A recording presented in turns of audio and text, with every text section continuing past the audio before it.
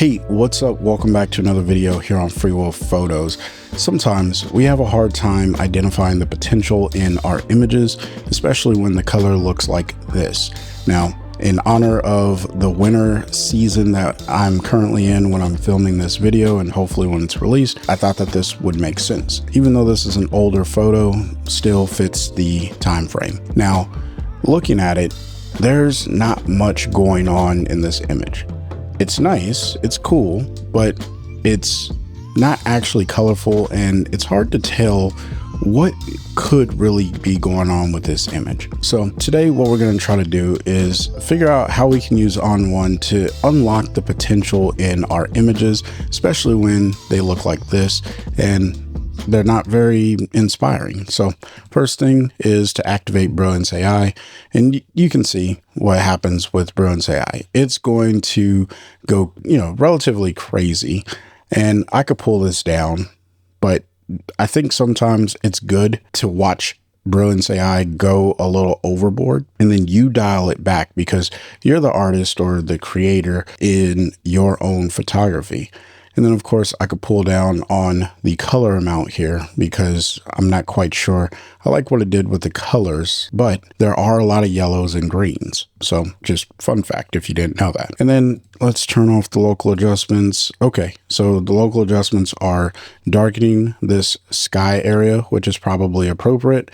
And it's probably brightening those branches a little bit. Let's just take a look at it. Let's click this arrow. And no, it's not brightening. It's maintaining the highlights and adding in some structure. And then there's also a vibrance adjustment here. So if we turn this off, so this is where the color cast that I was talking about, or that I was seeing, is coming from. So we'll just go ahead and pull down on the vibrance, because I don't think that that is what we need in this image. And then I'm not quite sure, maybe we'll pull the magenta over, maybe about 7. Let's see what that does to the image. So turn it off, turn it on. I kind of like what it's doing. It's warming up the overall image in a pleasing way. So let's go back to develop and take a look at what's happening over here with the tone and color.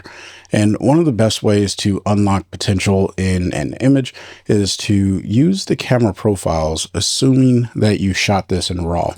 If you did not shoot this in RAW, then you won't have access to camera profiles. So whatever RAW format your camera can produce and ON1 can read, which I think all of the RAW files can be read by ON1 right now. So shouldn't be any issues. But if you are watching this at a time when there's a new camera and a new RAW format, then you may not have access to this, but that's okay. You can use the camera profiles in your manufacturer software and then bring it into ON1 and stylize it. So let's see here. And really all I'm doing is going discovery learning. Now, I like what camera neutral is doing to this image, and I want to see what camera neutral, the Canon EOS R6 camera neutral setting is what I was referring to. But camera neutral here and camera neutral there, they're a little too dull. But the one that comes out of the Canon camera, the DCP file, is the one that I'm enjoying more. So here's the before, what we came into ON1 with, and here's where we are so far. Now the image is a little flat, so what I need to do is add a little bit of dynamic to it, or dimension I should say, and I do that by looking at my histogram. Now I'm noticing I don't have any deep information or darker information, so that tells me I need to pull down my black point. And I like to pull my black point down. I don't edit by the histogram. I use the histogram as a guide. All right. It's kind of like the measuring tape, but I get to choose how much I actually want of this, because again, you are the artist when you sit inside of ON1. I'm going to go ahead and pull down this black point probably to somewhere about there. And again, this is just vitalizing my eye of what I like in this image. And as I make these adjustments, I'm looking at the totality of the image and thinking, okay, what else could I do with this photo? Now, the more you use ON1, the more frequently, or the easier it's going to be for you to figure out what you could do with the image. So for me, I'm thinking right now, color. what could I do with this color? And ON1 Photo RAW has come out, the 2025 version. It now has something called edit color. And I think that this is a perfect photo for using edit color because I already have some greens in the image and I don't need to like over modify this image. All right. But what I can do is kind of tweak those greens. So I'm going to go ahead and grab my eye picker and I'm going to click right here. And then I'm going to turn on the glasses to make sure. So the glasses, it makes everything black and white. And I'm sorry, this isn't really a tutorial in the edit color tool. I'll do a separate tutorial for that. But what this is allowing me to do is make very, very minute adjustments to just this color. But when I click the glasses, it essentially makes everything else monochrome and only shows me what that color range has selected. So I'm actually satisfied with the sample that I have there. And all I'm going to do is push the saturation of the color, and I'll do it quite drastically so that way it really does shine. And you can see how it just warms up the entire photo, but it starts to move this color. Like now that it's overly saturated, it looks really, really yellow. And I think I liked the green look. So I'm going to pull this back towards the greens in the hue, and you can see that I'm just getting that green look back in the image here. And then of course I could play with the lightness of it. That's making it way brighter than it probably needs to be. So in fact, I think a darker green looks really, really nice, maybe. So let's go ahead and turn edit color off and turn it back on. And you can see it's a subtle adjustment, but it's an adjustment that really does make the overall image look a little bit better. So I do like that. Now, the next thing that I'm looking at is the reds over here. Again, I think, and let me just rename this. So green edit color, and then I'm going to change these reds here. So we'll grab another edit color, get our picker tool, and I'm going to click right here, and that's sampling the reds. And I really like what it's doing here. What I want is, I think that those are just a little too muted overall. I'm just going to push up on the saturation of them. And I guess I need to push the hue just a bit as well. And I'm introducing colors. Now, for those of you who are not as familiar with color theory, green and reds, complementary colors exist in your photo. It helps to enhance those, so that way they stand out. And you kind of give them their own space to work in. And that's essentially what I'm trying to do here with this particular image. And again, this is just me putting a little bit of effort into making the photo shine in its potential, right? So this is what we came into ON1 with, and this is actually pretty good. I don't have a problem with this, other than it was kind of lackluster, not as inspiring. And then I get to a photo like this where I'm a little bit more inspired. All right. And inspiration works differently for everyone. Somebody could be watching this right now and you're like, Chris, this is a crappy photo. And I get that. That's perfectly fine. That's just life, you know, can't make everyone happy. Let me interrupt for a quick second and let you know that ON1 Photo RAW is having a virtual conference. It's called the Raw Unleashed Conference. And this is going to be a great opportunity for guest speakers to share their knowledge and understanding of ON1 Photo RAW and giving you creative ideas of how you can use it in your own workflow. Now, some of the speakers that you're going to have at the conference, you already know, like Dan and Dylan. Then there's going to be people that are outside of the ON1 team, such as Scott Davenport, Scott Kelby, Anthony Morganti, Austin Jackson, and Rick LePage. I think this is going to be a great conference for anyone who's looking to really grow in the richness and knowledge and the usability of ON1 Photo RAW in their own workflow. So consider buying a ticket today. And if you want to save a little bit of money, consider using my coupon code FreeWillPhotos20. If you check the description box of this video, you will find the link to the page where you can purchase a ticket. And if you got questions, leave it in the comment section below. Now, let's get back to our content. Next thing that I'll do here is probably throw a glow on it, because now I'm just having fun. And this is where I really enjoy playing around inside of ON1, because look at that. You throw a glow on here and this just looks pretty pretty awesome. Let's go maybe screen. Nah, screen is way too bright. I think soft light strong does the best look here.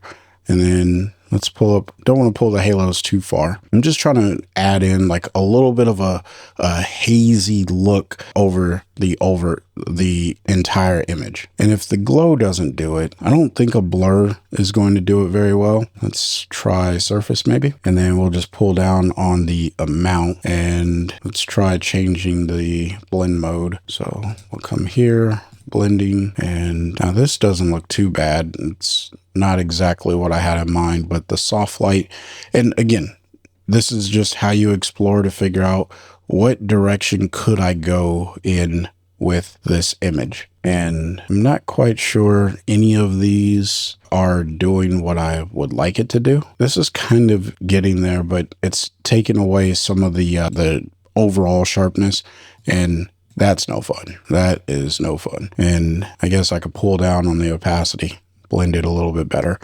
Let's see, turn this off, turn it on. And what I'm going for is more of a stylistic thing. So I'm not quite sure that I like that. So I'm going to turn that off. And this is the beauty of working in ON1. It's all non-destructive. You can explore.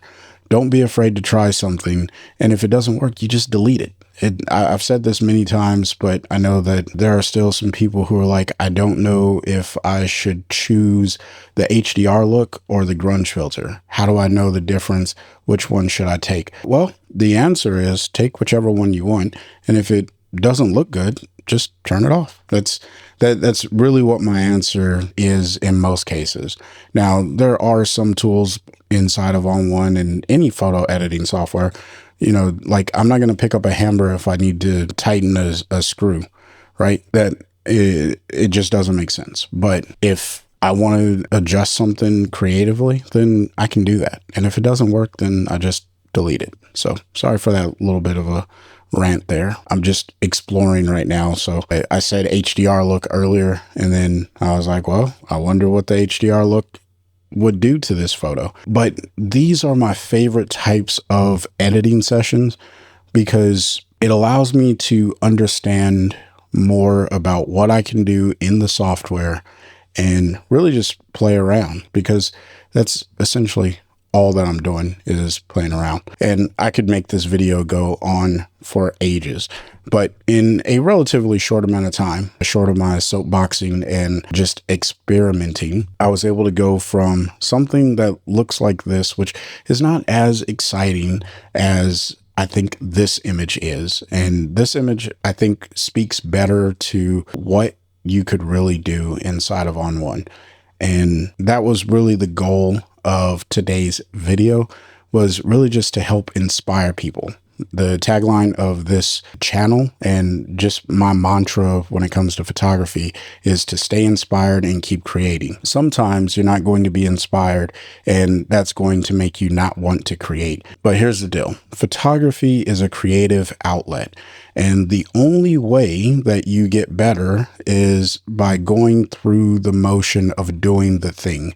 And the only way that you're going to get better and come up with ideas when it comes to editing and what you can do inside of ON1 or any other editing software is to come and stretch your imagination on something that is giving you a really, really hard time to come up with an idea. And that's essentially what I was doing here today.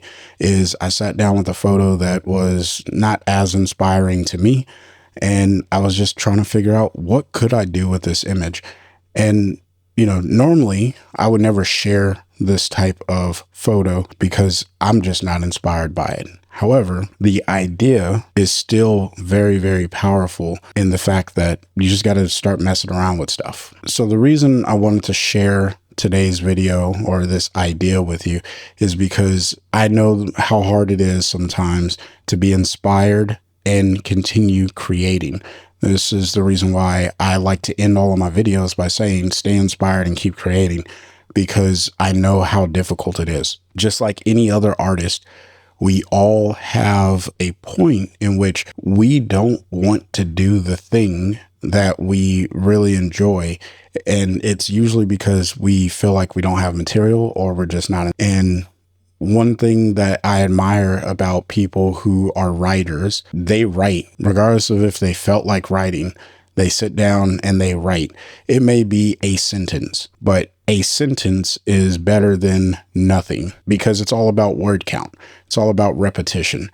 And really, once you get going, just like I got going, I was able to kind of dig into the idea of where I could take this, right? On1's really cool because you could start an idea right here. Brilliance AI. I didn't even touch on presets. You could go and explore presets on your images. There's so many different ways that you can take this and really stay inspired. So hopefully that resonated with someone. And if it did, let me know in the comment section what gets you the most inspired to create or to edit, because I think that everyone is going to be triggered by something different or inspired and motivated by something different, and that's perfectly fine. For me, I just have to sit down at a computer and click buttons on software because that's fun to me, and that's the way that I get inspired. And then I say, you know what, I want to go capture this, and then that leads me to pick up my camera and to go out and capture something. So a little bit of a different video today, but hopefully it was helpful and motivational to those of you who may not be as inspired to create. If you got questions or you just want to talk about photography in general, you know how to get in contact with me. And if you don't, then just check the description box. There's going to be an email down there, and you can also just leave a comment on the video. So with that, I'll leave you to it. Until next time, I want you guys to stay inspired and keep creating. Peace.